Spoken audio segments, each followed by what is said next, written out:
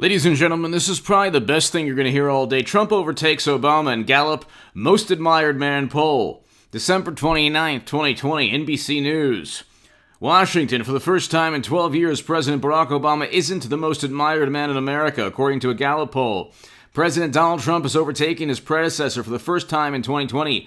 After tying Obama in the previous year, Trump was named 18% of the time, while Obama was mentioned by 15% of respondents. This is equivalent, ladies and gentlemen, like I kept saying throughout the past 4 years. President Trump has received 92% negative media coverage, according to one study. 92% negative media coverage. You have the most apoplectic, seething, fuming, hysterical, paranoid, the most apoplectic liberals in journalism and in Hollywood, and when they have this Pavlovian response to President Trump, they just salivate. When it's President Obama with a failed NATO intervention that actually turned Libya into a failed state, oh, that's okay, gosh, at least he's a nice person. He's a really good human being, President Obama, for going after journalists more than any other president. And whistleblowers. We can go on forever. President Obama and Bush were very similar. Trump, very different from both Bush and Obama. And in a very good way. President Trump was the first president to step foot in North Korea. USMCA renegotiated trade deals. Signed the First Step Act, allocated more funding to historically black colleges and universities than any president ever, and made the funding permanent, and absolved $300 million in loans from Katrina. President Trump, despite the 92% negative media coverage, despite the lies that were told, blatant, deceitful lies. Oh yeah, he said both sides. No, he didn't. Within the C-SPAN transcript, it literally states, and I'm not referring to the 1930s and 1940s Germans. Literally in the C-SPAN transcript, go to the C-SPAN transcript, you can actually read his words on that day. He never called the pandemic a hoax. He never did. He was talking about the media reaction to his response. He never said that you should drink Drano or whatever, or Clorox. He never did. These are things that Democrats fabricated along with tinfoil hat fantasies that said, oh, well, Trump worked with Russia because of a dossier. And because James Clapper said he's moderately to highly confident. But how does this man... So hit subscribe to this channel because I'm going to give you the nuance and the context for all of this. You're going to hear these news stories. Well, you've been hearing the same types of news stories for 4 years, but you're going to hear news about President Trump for the next 4 years that is not going to give you context. For example, the Southern District going after President Trump. Southern District is an extension of the Democratic Party. They're using Michael Cohen's testimony, which, by the way, Michael Cohen testified prior to impeachment. Trump was never impeached on a specific crime, because guess what? He didn't commit a crime. Trump hasn't committed a crime. It's just all in the minds of these apoplectic liberals who think that a man who wants to withdraw Americans from never-ending counterinsurgency wars and a man who signed prison reform legislation is an authoritarian and a despot. These are the same people who pretend that they opposed Bush in the early 2000s and then voted for Clinton and Biden, who voted alongside Bush. You can't, there's no critical thinking skills on the left. It's just purely emotion and purely based on groupthink and fitting in. That's it.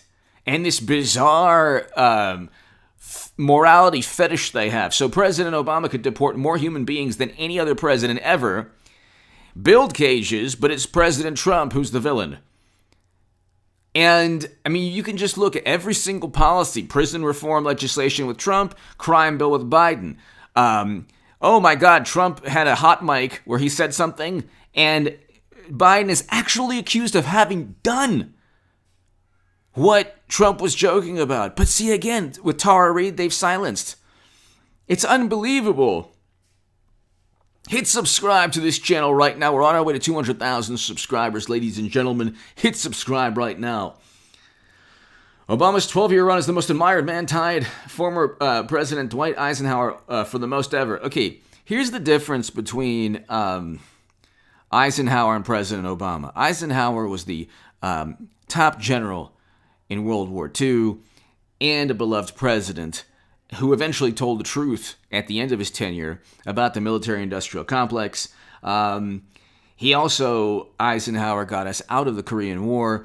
There's a whole bunch of reasons that Eisenhower's was a million times better of a president than President Obama. But President Obama has almost universal support. From media and Hollywood, President Obama should be on Mount Rushmore. If you ask the average liberal, they say he's the best president of their lifetime. They don't tell you that he presided over destroying Libya.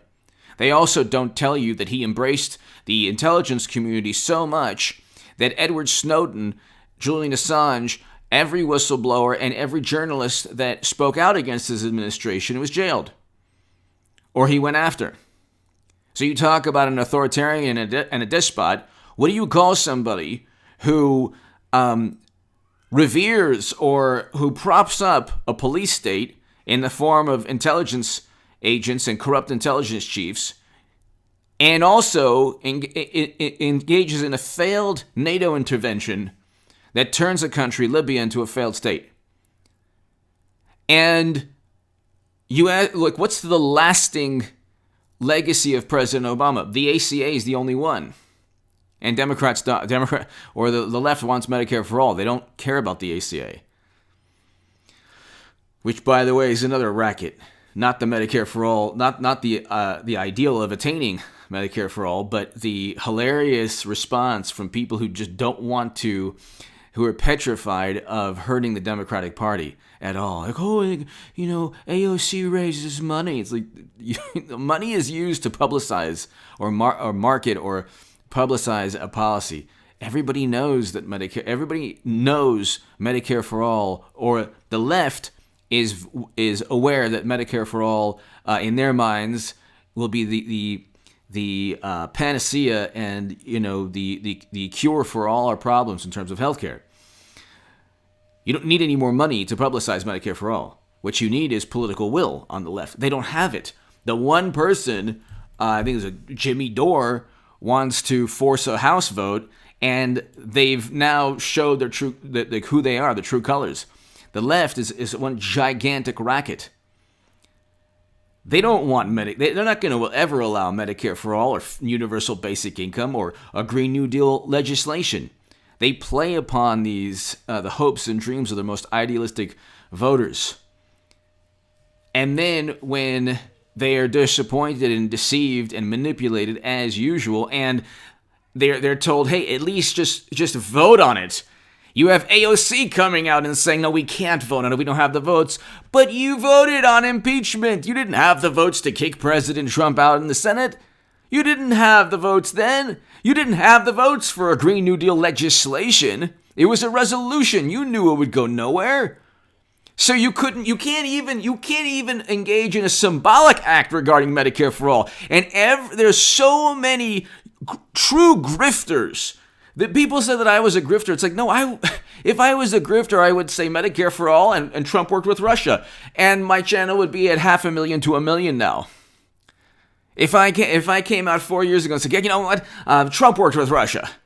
And I'm coming from the perspective of the $20 million venture capital people, and they're so awesome. And the Democrats are friends. We're gonna hold their feet to the fire, But it's really the bad Trump Republicans. It's Trumpism. Trumpism is bad, bringing home Americans from never-ending counterinsurgency conflicts. President Trump vetoed the Defense Authorization Act, and then the House had the audacity to override his veto. Why? Because one of the key elements of the act is greater scrutiny on withdrawal of Americans from Afghanistan and from Germany. Why do we have Americans there still? Germany, we don't need Americans there. But see, Afghanistan is still an ongoing counterinsurgency, conflict, and war, and quagmire. Why are we there? That's not You're not anti-war if you're on the left, worrying about the dollar amount. See, the Democrats are all public relations liberals, even the far far left, like 20-year millennial socialist anarchist. They're all liberal Democrats. In 20 years, they'll all have. They'll all vote blue no matter who, just like they are now. They'll just be a little bit more centrist. There's no difference. See, I can go on forever about the left. Trump has been more honest as a politician and as a president than any president we've had in recent memory. He said he's going to do things, and he did them. The Washington Post was apoplectic and obsessive with their fact-checking, so they say false and misleading statements. 20% to 30%, according to CBS Market Watch, are categorically true. Then there's hyperbole that they slice and dice in terms of semantics. They didn't use the same standard against President Obama or Bush. They would have found 40,000 misleading and false statements. President Obama knew that his Secretary of State had servers with top secret intelligence. He knew that outside of the United States government. We know from Cheryl Mills because he actually emailed Clinton on the clintonemail.com or to clintonemail.com. He knew. He lied. Biden lied about a whole bunch of things, from not knowing what his son was doing, and his son is now under criminal investigation, which they impeached Trump for, the audacity to basically do the same thing that Delaware is doing against Caligula, his son. President Trump reversed U.S. foreign policy. First president to step foot in North Korea. USMCA renegotiated trade deals. We have peace deals between Israel, UAE, Bahrain, Morocco, and we have a peace deal with Serbia and Kosovo. I mean, there are lasting legacies. Kim Jong-un is not in the news every day like he was. That's because of President Trump and Moon Jae-in. The South Korean president, Moon Jae-in, stated that Trump deserved the Nobel Peace Prize. But all people care about is Trump's personality. Every single thing is his fault. The pandemic wasn't his fault. They say, well, his response, what did you want him to do? He did exactly pretty much initially he did exactly what he was told by all the top medical experts. He did exactly what he was told. And furthermore, if you say, well, no, he didn't, did you want the response that Cuomo had? Cuomo single-handedly turned New York into the epicenter of all of this. And maybe not single-handedly, but he presided over New York becoming the epicenter of this pandemic. Not only in the country, but in the world. So when Jonathan Swan says, I'm talking about per capita rate. Per capita rate, look at the New York Times, Jonathan Swan of Axios. Please, go to the New York Times. Which states have the highest per capita rate and also the greatest amount of people within these states?